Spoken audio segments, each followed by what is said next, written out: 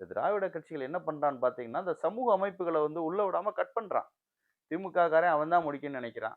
அதிமுக காரங்க அவங்க தான் முடிச்சு தரணும்னு நெனைக்கிறாங்க. இப்போ புதுசா சில கட்சிகள் வந்திருக்கு. நாங்க தான் இந்த பஞ்சாயத்த முடிச்சு குடுப்போம் அப்டின்றாங்க. யார் முடிச்சு குடுக்கான்றது இல்ல. அவங்களுடைய கோரிக்கைகள்லாம் எந்த அளவுல இருக்குன்னு பார்த்தீங்கன்னா, நீதி நிவாரணம்னு இருக்குமே தவிர, அன்னைக்கு தேதிக்கு 2 நாள் போராடிட்டு போயிருவான். ஆனா எங்களை போன்ற சமூக அமைப்புகள் இருக்காங்க பார்த்தீங்களா? அதுவும் முக்கியமா நேதாஜி சுபாஷ் அன்னைக்கு மட்டும் அந்த பிரச்சனைய விடமாட்டோம். அதுக்கு அடுத்த ஸ்டெப்புக்கு போவோம். அவனுடைய பெயில்ல வந்து கேன்சலேஷன போடுவோம். அதுக்கு அடுத்தது வந்து ட்ரையல்ல வந்து அவனுக்கு தண்டனை வாங்கி குடுக்கறதுக்கு ட்ரை பண்ணுவோம். அவனுக்கு கோர்ட் மூலமா காம்பன்சேஷன் வாங்கி குடுக்க ட்ரை பண்ணுவோம். இப்படி அடுத்தடுத்து போனா தான் இது வந்து அது அடங்கும். அந்த அந்த பிரச்சனை வந்து அடங்கும். மறுபடியும் வராது. ஆனா இவங்க எல்லாருமே அன்னைக்கு தேதிக்கு கும்பலா கூடி, நாங்க தான் முன்னாடி நிக்கிறோம் பார்த்துக்கங்கன்னு சொல்லி சில கட்சிகள் முன்னாடி நின்னுட்டு, எங்களை போன்ற அமைப்புகள உள்ள வர விடாம, இவங்களுக்கு தகவல் குடுக்காம, அவங்களுக்குள்ளேயே பேசி, கடைசில பார்த்தீங்கன்னா 1,00,000 2,00,000 சொல்லி ஒரு குறைந்தபட்ச நிவாரணத்துக்கு வந்து அவங்களே அத ரெடி பண்ணி குடுத்துருவாங்க. போலீஸ் கூட குடுக்காது. அவங்களே குடுத்துருவாங்க. கவர்ன்மென்ட் குடுக்காது.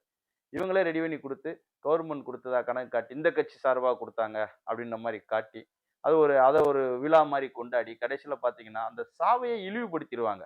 இந்த பையனோட விஷயத்துல அதுதான் நடந்து கொண்டிருக்கிறது.